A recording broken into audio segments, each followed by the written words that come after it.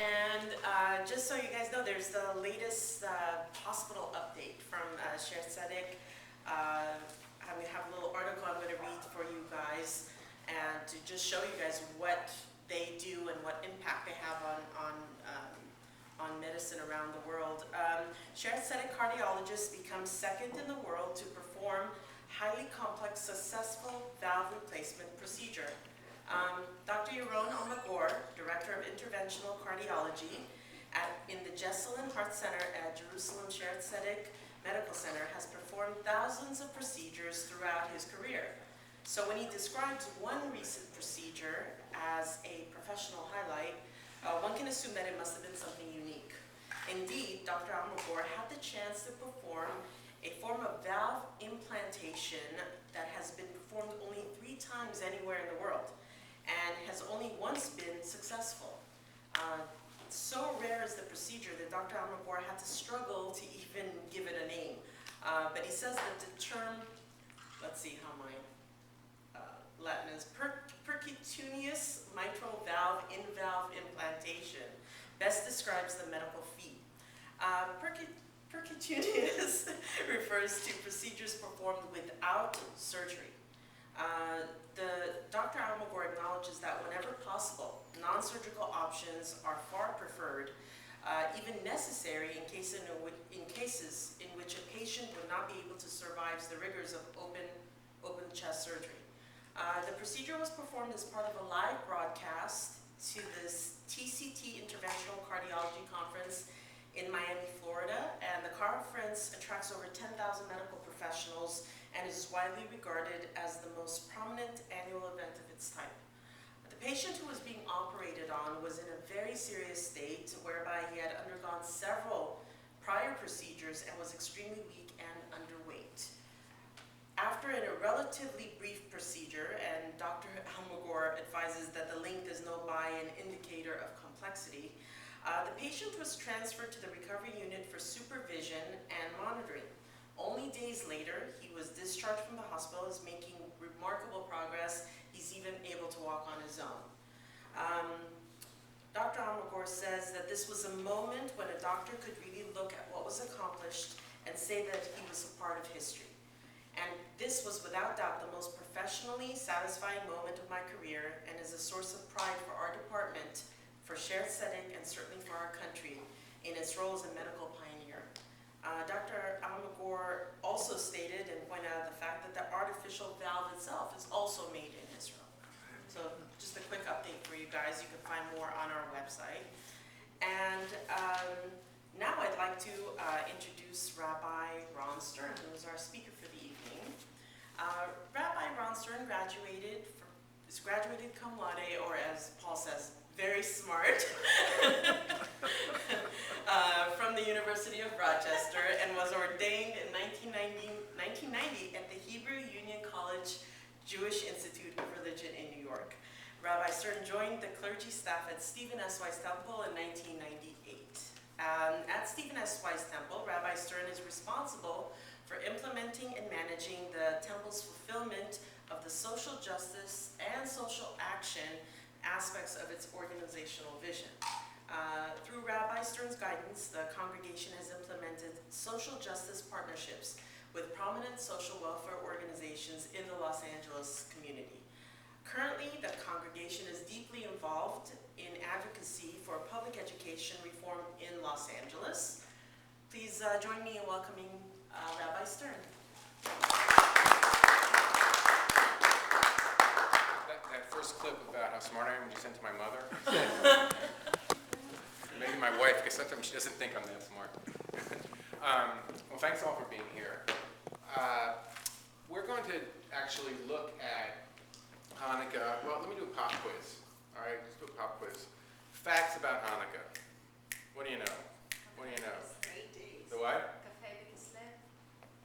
Okay, yes. Cafe de Kislev. Would you translate that for those who don't know what Cafe de Kislev is? What date is it? Yeah, it's on here. Exactly. So you'll see I have a little handout that has the date on it. Good. What's that? It's a Jewish December, right? 25th of December is Christmas. 25th of Kislev, no connection, no coincidence. What else?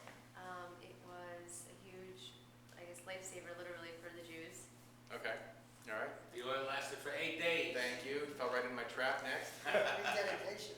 Hanukkah means dedication, right? Okay, good. Any other facts about Hanukkah? Hanukkah means Chanu b'Chaf-A, means Kaf-Hey is the 25th, Chanu and stop, that's part. Interesting, never heard that before. Okay. Here's one. Ahashverosh is not Jewish. That's what I Who? Ahashverosh. Antiochus. Antiochus is Hashverosh is poor. Good Yeah. for Oh, Hebrew. that's true. Different holiday. You had me for a minute. I was thinking, wait a minute, which one was that? Which Maccabee brother was that? No, it wasn't. Adam Sandler wrote 3 songs about Adam Hanukkah. Sandler made a lot of money on Hanukkah. Any other Hanukkah facts and trivia? The Maccabees Maccabees. are the heroes of the story. Some people think it was a delayed Sukkot holiday. Ah, okay. Hold on to that. Hanukkah Gel, custom Hanukkah Gel. Okay. Donuts came along somewhere, right? Not with a connection with oil, right? Okay. So, and the object that we like for the holiday is not called a menorah, because a menorah has 7. 3 and 6 7, in the right? Shemesh. 3 and 1, 7, and a Hanukkah has 8 plus 1 is 9, right? Okay, so a couple of Hanukkah facts. I'm going to actually probably give you more facts than you ever want to know, and you can become now a Trivial Pursuit master of Hanukkah. But I want to sort of preface it by telling you why I'm taking this approach and why I think it's critical. We live in incredible times, and that's just not a trite comment, but we live in a time when some of the most advanced research is being done about Jewish history. We know things about Jewish history that our people have never known, and I include the people who lived at those times, didn't even know as much as we know about their times sometimes, all right? And so my mission as a rabbi, and certainly as a Reform rabbi it's a little bit easier, is to reconcile what we know, and that includes archaeology in Israel, it includes things like the Dead Sea Scrolls, it includes the faculty of the universities around the world who are doing research, it includes documents that have been uncovered in the Cairo Geniza, things that didn't exist for centuries in Jewish life, where if I was living, let's say, in the 17th century in Europe, I just pretty much presumed that the world was always the same. So that's why you see these amazing pictures in museums in Europe of people dressed in garb that was supposed to be in the Middle East, but they're dressed in European garb. Why is that? Because the assumption is the world hasn't changed. The worldview is just so different from the one that we have. And an understanding of history and how things change and how events relate to each other, just people didn't understand that. And Judaism developed in that milieu. Well, we live in very different times where we just know so much about history that we can begin to ask different questions than we're ever asked. And my mission as a rabbi is to say Judaism has to reconcile itself with that. We can't turn our eyes away from it and ignore it. We actually have to embrace it and make it a part of understanding what it means to be a Jew. So this is one of those explorations for a particular holiday that if you were a good little Jewish boy or girl in religious school, you read at least one book that talked about a miracle of a jar of oil, right? You read that. Just keep passing this back. Take one. Give me a handful for this side. So there. Just kind of. Thanks. There you go.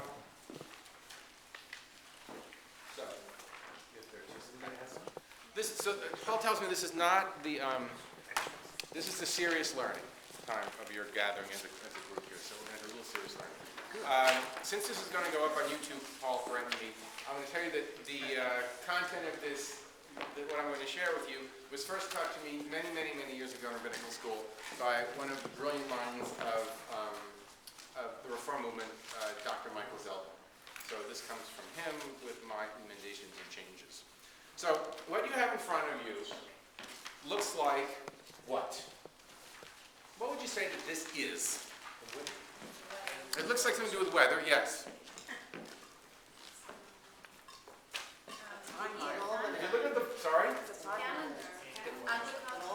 It's an almanac, yes, and it tells you that what happens in the months of November, December, January, and February. And the Hebrew months, right, of Kislev, Tevet, Shvat, and Adar, right? So what country could we be in? We're in one of two places. We're either in Israel or we're in Southern California. Right, and in fact, when I went to the Dead Sea Scroll exhibit at the San Diego Museum, as you're waiting in line to get in, one of the displays on the wall showed the comparison between the ecological environment in San Diego and in Israel. I was trying to show how similar they are, except for Tel Aviv has the humidity, right? San Diego doesn't. So it's a rainfall map, and what it lets you see is how the holidays are based around rainfall in the land of Israel. Here's what we know. We know that these holidays existed before the Israelites ever came along. Because you only had to live through one season to know that if you wanted to make sure that your crops did what they were supposed to do, you planted them at the right time.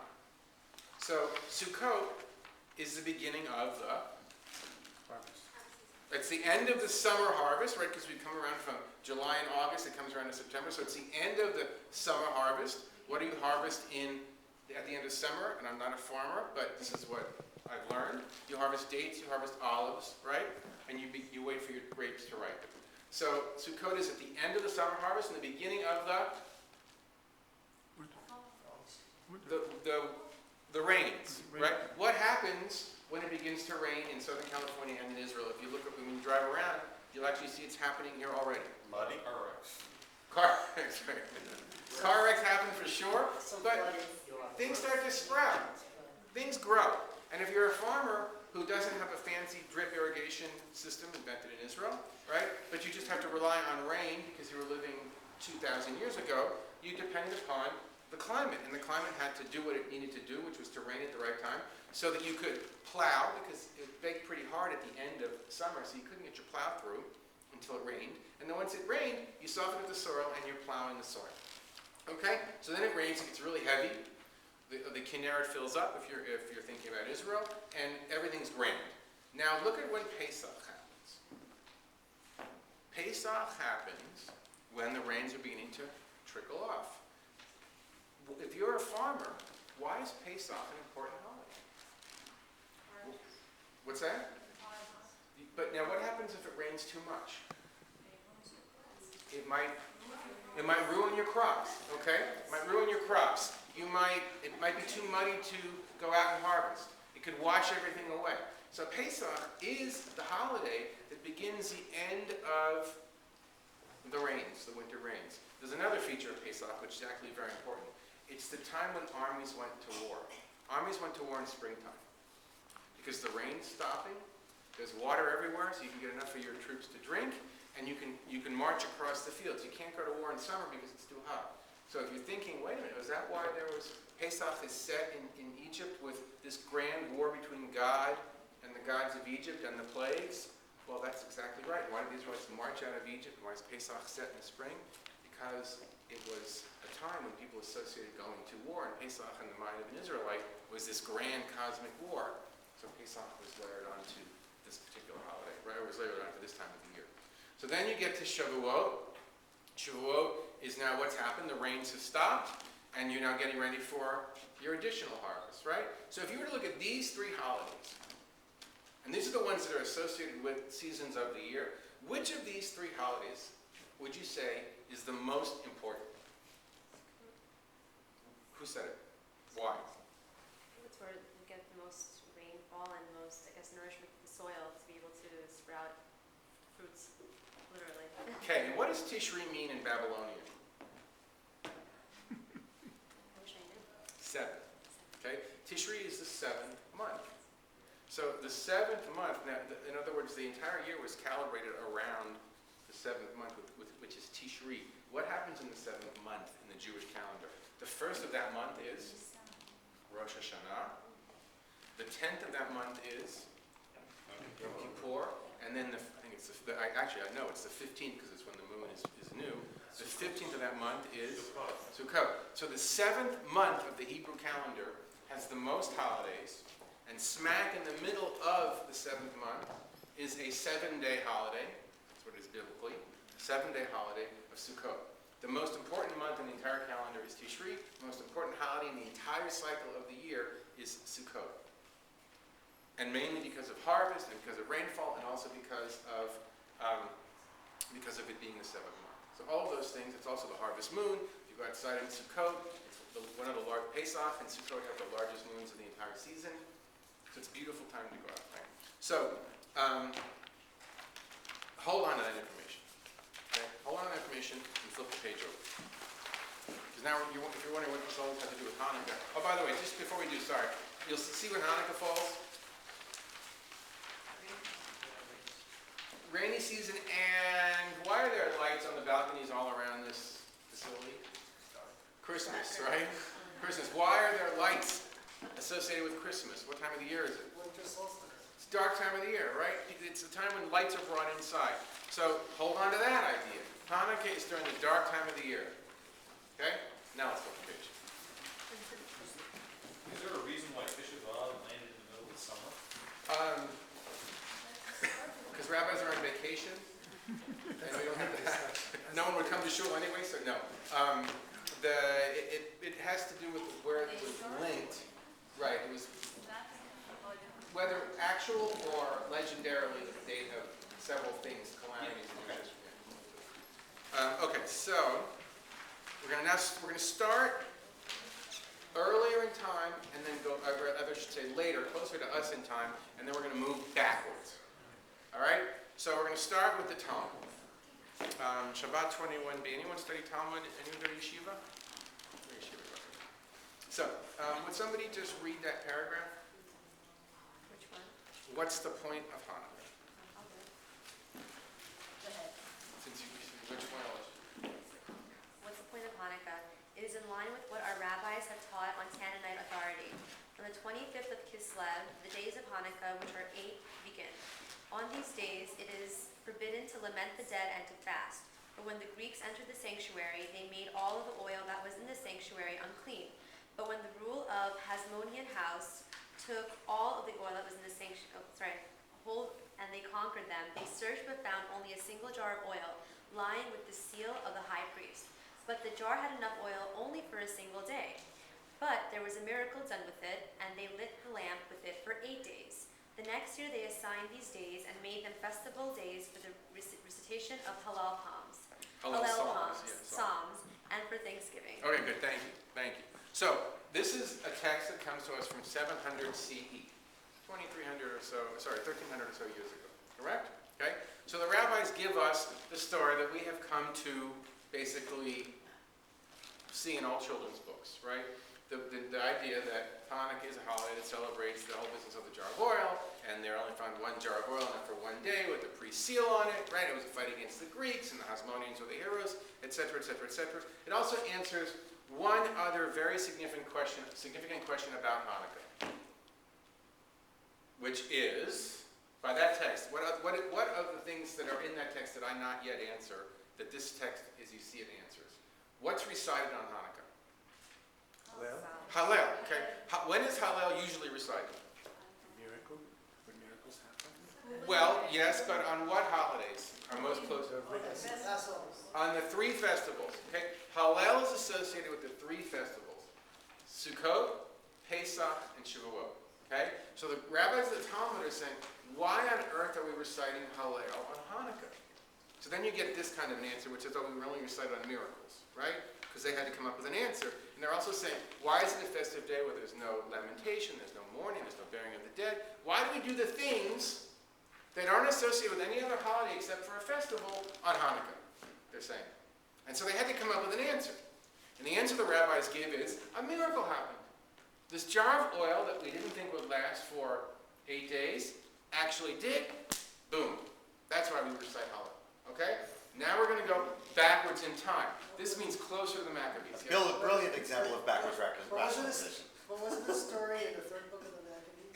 We're not there yet. We're not there. We're not there. We're getting there. We don't know why, so we're going to make something up. Right, no, well, okay, so, all right. So now we're going to go backwards in time. And this is Josephus. Josephus was a great historian. He wrote about Masada. He wrote about the Jewish war against the Romans, or actually the Roman war against the Jews. He captured a lot of... And many Jews considered him a traitor. And many Jews did consider him a traitor because, right, because he made friends with the Romans. But let me tell you, there were many Jews who were making friends with the Romans because that was where you certainly had a better chance of surviving. I'm just stirring the pot. Right? No, but exactly. And not every single word of Josephus's history is accurate by our standards. On the other hand, this particular text is notable, written between 70 and 80 CE. And here's what Josephus says. Somebody want to, and this is Josephus answering the same question What's Hanukkah all about? Anybody want to read that text? Any takers? Let me jump in there. Don't be bashful. Come on, you can do it. Go for it. And so Judah, together with his fellow citizens, celebrated the restoration of sacrifices in the temple for 8 days, omitting no form of pleasure, but feasting them on costly and splendid sacrifices, and while honoring God with songs of praise and the playing of harps. At the same time, delighted them. Funny English, so. So Translated much from the pleasure. Latin. Sorry? Translated from the Latin, so. Okay. So much pleasure did they find in the renewal of their customs and in unexpectedly obtaining the right to have their own service after so long a time, that they made a law that the descendants should celebrate the restoration of the temple service for 8 days. And from that time to the present, we observe this festival, which we call the Festival of Lights. Given this name to it, I think, from the fact that the right to worship appeared to us at a time when we hardly dared hope for it. Then Judah erected walls around the city, and having built high towers against the incursions of the enemy, he placed guards in them, and he also fortified the city of Beth-Soah in order that he might use it as a fortress in any emergency caused by the enemy. So here's Josephus, writing in Roman times, about 630 years before the rabbis of the Talmud. And Josephus is giving us the reason that he thinks we celebrate Hanukkah. So what does he have that's the same as the Maccabees? The same as the Talmud. 8 days long. So he gets the length. He gets the length right. What else does he have that's the same as the Talmud? The temple restoration. The what's that? The temple restoration. Okay, good. He has that right. Okay, and he's got one more thing, which is no form of pleasure, songs of praise, and the playing of harps. Right. So he's got that Hanukkah is festive, and that there's challah associated with it. Right. So he's got all that. What's missing? The miracle. Strange. The miracle. Strange. Well, I don't know if a miracle's missing, but let's say the jar of oil right now. Okay. So what's missing is the jar of oil. So here's Josephus, who's living about, if the Maccabees were 140 BCE. He's living 210 years after them, No mention of it. and he doesn't mention the oil. And then not only that, but he says the holiday is called the Festival of Lights. Okay. Now, why? He doesn't know why though. He says giving its name, I think, to it. He doesn't know. Because of the right to worship appeared to us at a time when we hardly dared hope for it. Now, if you're thinking to yourself, that connection doesn't really make much sense, you're not incorrect, right? It seemed like Josephus was grasping at straws because he didn't know. Why are lights associated with this holiday? He didn't really know why they have Hallel, right? And he certainly didn't know anything about a jar of oil at all. Okay? Now let's roll backwards. Maccabees, you'll never find it in a Jewish Bible. It's not published in the Tanakh. It actually appears in the Apocrypha. If you have an Anchor Bible, if you have the Oxford Bible and Apocrypha, you have it from college, that's where you find it. The Maccabees, that's the book written by the Maccabees at the time of the Maccabees? Either by the Maccabees or close in time Close to in the time. Maccabees. Now, And we don't what is know the what earliest, before. what's the earliest, record of that? Is it the Dead Sea Scrolls? Is that where it came from? No, Where do we have as our far as first? I know, Maccabees doesn't appear in the Dead Sea Scrolls. Somehow or another, it was transmitted down through by the Christian fathers. Held on to it. So what's the oldest copy? Like how many thousand? You know what? I years? don't have an answer to that question. It's a good question. Then how do we know it's authentication to the time of Maccabees? There are all kinds of ways that scholars look at texts and can date them. So among them has to be the language that it's written in. Maccabees is written in predominantly Greek. The style of the Greek that's used is also indicative of the source. So they do textual study. They do the references to events, and the way events are referenced in text can help them date them by a process of elimination. And what So, for language? It's in example, ancient Greek. A great example is the story of Rebecca coming to see Jacob, right? And she's riding a camel. And scholars look at that and they say, at the time that these events were supposed to have happened, there were no camels domesticated in the land of Israel. So they know that a later writer wrote that text and put Rebecca on the camel, when in fact, it's Dramatic license. right. Well, it's poetic and dramatic license, but that's the way scholars date events. right? They date them by saying, what are the references in the event, and can we parallel it with other With things? archaeology and the archaeological record. Yeah, exactly. Okay. So, all right. So let's take a look now. It's my understanding that Jewish authorities don't accept this as being accurate, but it's not canonized. Well, right? okay, so there is a difference between Jewish authorities and scholars. So it didn't make it into the canon because traditional Judaism kept it out, because the Bible was declared finished about 230, 250 or so BCE. Wasn't Ezra, wasn't he? Well, Ezra, yeah, but traditionally, but Chronicles came on afterwards. And so it was declared canonized, sealed, no more additions, at about the time of the Maccabees. Final copy for publication. Right, exactly, well, that's it, final copy publication. And it was declared finished at the time of the Maccabees. And so new texts, and especially the ones they were writing, weren't old enough to pass the test of authenticity, so they didn't get put in, but they managed to be passed down. Okay, so yes, traditional Judaism doesn't accept it. But remember, as a scholar, we're looking at all kinds of sources from the ancient past. We're not just limiting ourselves to what the Jewish sources have to say, right? Well, this is a Jewish source. Well, we consider it that, right? But traditional Judaism considers it. Orthodox rabbi might say, no, that's... Right, and for example, all the findings in the Dead Sea Scrolls that we know were written by the Essenes who were Jews, Orthodoxy would say absolutely irrelevant. All the things they talk about, they're absolutely right. They're useless for Judaism. Modern scholars look at them and say, oh, Jews were talking about that back then? Wow, right? It didn't make it into the sort of the normative Judaism, but it was certainly going on, and the Essenes wrote about it. Okay? But let's keep going, moving along. Oh, whoa. Talk about the difference between Paul's research giving and me the dogma. symbol, so I have to keep going. So, all right, so let's look at the next. I have two more texts to go. Two more texts. Let's look at the text. So 2 Maccabees chapter 10, written in about 175 to 135 BCE. Look what the Maccabees write about their own experience. Anyone on the risk? Go ahead, go for it. Purification of the temple and city. When Maccabees and his companions, under the Lord's leadership, had recovered the temple and the city, they destroyed the altars erected by the Gentiles in the marketplace and the sacred enclosures. After purifying the temple, they made a new altar. Then, with fires struck from flint, they offered sacrifice for the first time in 2 years, burned incense and lighted lamps. They also set out the showbread. Special kind of offering. Yep. When they had done this, they prostrated themselves and begged the Lord that they might never again fall into such misfortunes, and that if they should sin at any time, he might chastise them with moderation and not hand them over to blasphemous and barbarous Gentiles. On the anniversary of the day on which the temple had been profaned by the Gentiles, that is, the 25th of the same month Kislev, the purification of the temple took place. The Jews celebrated joyfully for 8 days, as on the Feast of Booths, remembering how, a little while before, they had spent the Feast of Booths living like animals in caves on the mountains. Carrying rods entwined with leaves, green branches, and palms, they What sang... are those? That's for Sukkot. Okay, good. Right, Lulav. Good. Green branches and palms, they sang hymns of grateful praise to him who had brought about the purification of his own place. Hallel. Yeah.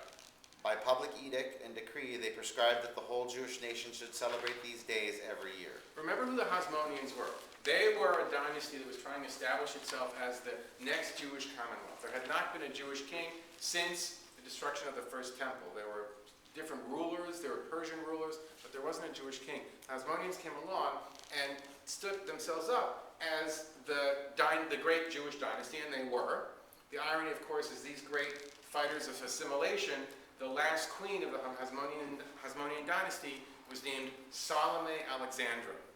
So it tells you that these fighters against assimilation ended up appropriating Greek customs and names, even to the point of naming their queen, right, Alexandra, after Alexander the Great. And that's why if anybody has a Hebrew name of Alexander, it's actually a good Hebrew name, and it's named after, that Alexander, the one who conquered the whole land. So, What's the Feast of Booths? Feast of Booths is? Sukkot. So what's going on here, okay, you have to understand the mind of an ancient. Why, if I'm an ancient person living in Israel in those days, why did I make my sacrifices? What were my sacrifices meant to achieve? A couple of different things, right. One of the things that... Sorry? Some daily offerings. Sure. There's transgression offerings. Absolutely. Different times of the year offerings. And, right, exactly. And among those lists of things, so they were things that allowed me to function in my normal life. If I was impure, I'd make an offering to bring back into the temple. But I also had offerings that upheld the patterns of the year. Exactly. And in other words, if I didn't make my offerings on a given day, it's extremely likely that God would respond unfavorably to me because I didn't do my job. It's my job to make an offering. And that appeases God. Offerings go up to God. And God receives those offerings, and God responds by upholding the order of the world, the cycles of nature, the rains, the harvests. Right? In the Torah itself, it says that if you do not obey my rules and observe my commandments, you will have, your wives will be barren, your cattle will be barren, your fields won't produce, everything will fall apart. You'll get diseases. Your world will just be disintegrate out from under you. So it was imperative to an ancient to make their sacrifices. Because if they didn't, the world could crumble. So the Maccabees had been excluded from making their sacrifices for 2 years. The most important holiday of the season, as we see by rainfall, was Sukkot. So when they got themselves access to the temple, and they were able to purify the temple, and they were able to remove the desecrations that they perceived to be in the temple. Remember, by the way, there was a faction of Jews who was saying to Antiochus, come on in, we don't mind that. Yeah, just put that idol over there, not a problem. Right? So it wasn't like the Jews were 100% united behind the Maccabees. They weren't. So when the Maccabees won and defeated also the Jews who were Hellenizers, they claimed the temple back, and they celebrated this holiday of rededication, and they named it Hanukkah because it was dedication. So Hanukkah means dedication. And they celebrated a holiday that looked a lot like Sukkot. Hallel, Lulavim. And then because it was at the dark time of the year, light began to be a part of that holiday observance because it got darker. Okay? What's Lulavim for Hanukkah? What's that? What's Lulavim? Lulavim fell away. The Maccabees did it. Because they celebrated Sukkot late, because they had to wait 2 years and they finally got around to celebrating Sukkot, in their mind, Sukkot was such an important holiday that they had to make up for lost time. So how did they model their rededication ceremony after, when they reclaimed the temple, and we just read in their own writing that they did, was Sukkot.